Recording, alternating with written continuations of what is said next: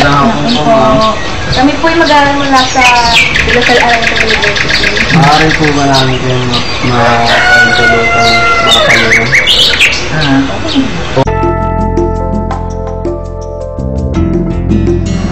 Pasok kayo.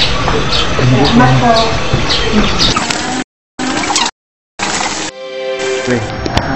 Tungkol sa basan niya. Nag-aaral po kami ng taong may matinding pinagdaanan sa buhay. Narito po kami upang makapanayam kayo ukol dito. Meron po ba kayong mga matinding pinagdaanan sa buhay? Marami. Siyempre ang tao gano'n. Maraming mga pagdadaanan ng hirap. Kamusta naman po kayo matapos ng pagdaanan ng mga hirap ngayon? Nakasurvive naman. Ngayon, yung nagbabalik na sa akin yung kalusugan ko at saka yung saya ng isipan ko. Ma'am, bago po yan, ano po yung mga hirap na pinagdaanan niyo sa buhay? Yung bilang magulang, syempre maraming hirap. Pagka magulang ka, yung sa mga anak mo, gano'n. Sa asawa mo, yun ang mga hirap ng isang ina. Halimbawa po ng mga hirap na yun? Yun syempre yung pagsubaybay mo sa anak mo, pagsisilbi mo sa asawa mo, tsaka yung naging karamdaman ko. Yan ang naranasan. Sa mga nabanggit po ninyo, no, ano po yung mga pinakamadilim na yugto ng buhay? Yung pinakamadilim, consider ko na yun kasi yung tungkol sa health ko yun. Yung siguro dala ng depression.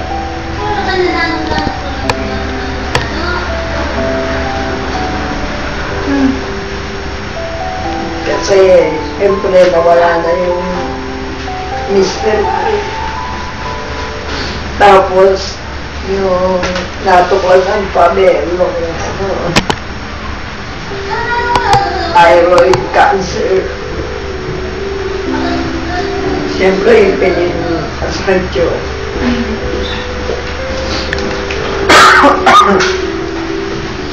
Pero nakasurvive na ako, awa ng Diyos. Kasi siyempre yung prayer, malaking bagay yun sa buhay. Sa mga panahon, may sinisi po ba ano? Ano sinis ko na yung sarili ko. Kasi about health na yung umaga sa kwan yung matinding sa akin pagsulit. Tungkol sa health. Siyempre health ko yun. Ako natulang. Siguro yung sobrang yung pag-aaskasa sa pamilya. Mga nakakalimutan ko yung spray ko. Pero naman po talaga pag nanay, di ba? Nakakalimutan yung Tapos natukol sa ko na lamang ako meron gano'n. Pero kasi nung magpa-examine ako, ang lumabas, cancer ang thyroid. Siyempre cancer at least o yung talagang isipin mo yung end na lang, end of the world mo na. Pero yung true prayer naligtas ang ngayon po, okay na po kayo sa cancer mo. Nakasurvive naman po kayo. Oo. Sa tulong ng mga anak mo. Wala namang ibang tutulong po sa inyo kung pamilya natin. Oo, totoo yun. Kaya yung paghihirap ko, sulit naman dahil Doon ko nakita yung pagmamahal nila sa akin. Kaya,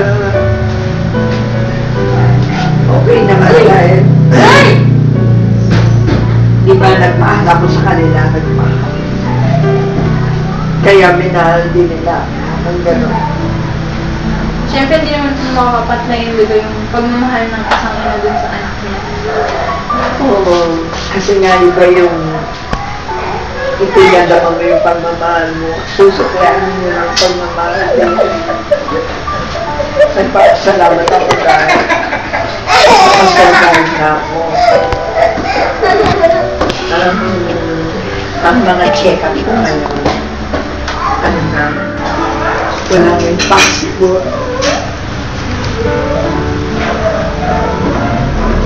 Siyempre, nalulungkot ako dahil yung mister ko kawawala na. Tapos tumasan na ako ng bala, merong gano'n. Siyempre, last TV ako ng ano eh. Yung sobrang lumot, di ba? Tapos malaman mo, tono mo pala rin. Pero, nagpapasalamat ako dahil may mga anak na nagmamahal sa akin.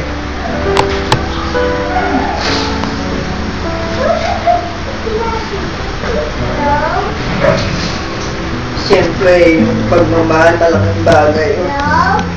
Para man lumakas ang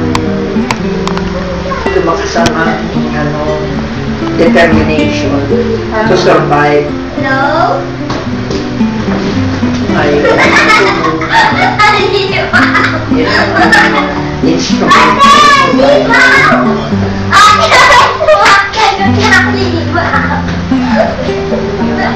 Kaya,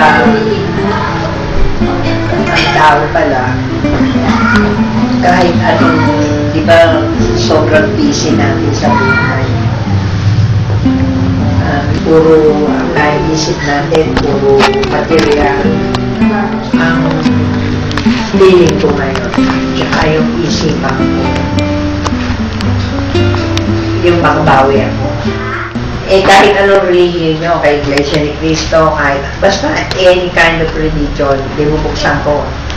Kung ano yung magandang kaisipan na nadinig ko, may-maintain ko yun sa isip ko. Tapos doon ko nare-realize, yun pala ang Bible.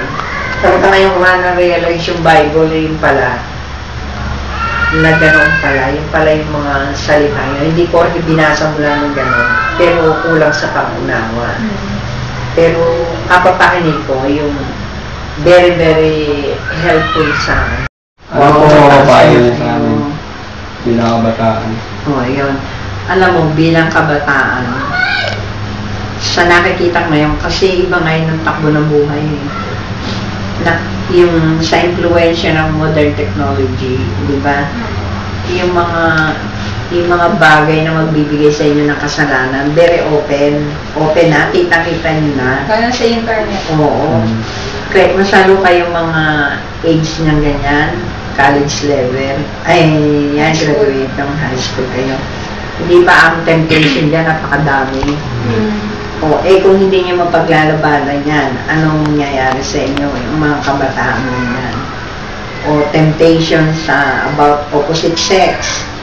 Temptation yun sa magulang nyo, kasi ang magulang nyo, di ba, sinasaway kayo, pinagsasabihan kayo, nagtatampo kayo. Mali pala yun. Kasi bakit ba nagagawa ng magulang natin yun? Because of love. Dahil mahal. Di ba? Itinutuwid kayo ng landas na tatahakin mo. Nagkakamali lang minsan tayo ng pag-iisip kung ano ba nakarinig tayo ng kuna, naghihinanaki tayo. Analyze nyo yun. Mali ako. Baka ako mapahama. Ganun. Kasi talaga ang buhay, nasalo kayong kabataan, ang preparation, wala pa yung preparation nyo for tomorrow. Sa future, wala pa kayong preparation. Basta sige lang kayo. O, tawanan, sayang, dibukan, oo, ganyan. Wala kayo sa isip nyo. May hindi nyo naisip yung kung paano kayo binibigyan ng support ng parents nyo, kung paano nila kayo pinag-aaral, ano, Saan diba? nila nakukuha yung mga pera na pinangalan? Oo, hindi nyo nalalaan yun. Dahil ang focus nyo, wala sa sacrifice ng magulang nyo. Ang focus nyo nasa happening. Sa Oo. happiness. Di ba? Puro kayo masaya, gano'n. So, ganyan ang buhay nyo. Kaya, at least, sa future, pero dapat yung paghahandaan niya ganyan kayo. Fortune kayo, graduating, your future. Yung mag-aral kayo mabuti. Po sa mga nabigay niyo sa aming mga information at mga aral na kailangan namin. Kailangan estudyante. Oo, kailangan. Ang dami po namin natutunan. Marami po kami natutunan. Super At saka, pagdating ng panahon, maalala niyo ako. Opo. Maraming Maraming salamat po. Oo. Thank you. Salamat po. Nagpapasalamat din ako dahil naging instrument ako ng Diyos para yung magagandang value sa buhay, mailipat ko sa inyo. May share. May May share. share. Maraming Maraming salamat salamat po. Yan.